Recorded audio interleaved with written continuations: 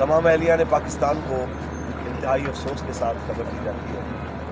कि मौजूदा हुकूमत की गुंडागर्दी और बदमाशी अपने उरूज और इन में अपनी इंतहा को पहुँचा है कि अभी मुसद्दिक़ा खबर ये आई है कि किला बाबा जान की मज़ार शरीफ में हमला किया गया, आपके घर के ताले तोड़े गए हैं और आपके घर की तमाम ख़वातीन को भी गिरफ़्तार किया गया है। ये क्या इंसानियत है? ये क्या तरीक़ेकार है? ये जानबूझ के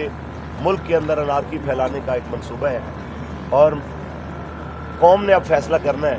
कि इस जुल्म और जबर को ख़त्म करना है या इस जुर्म को सहते रहना है और अपनी बारी का इंतज़ार करना है। हम इस जुल्म और जबर के ख़िलाफ़ उस मार्के के साथ हैं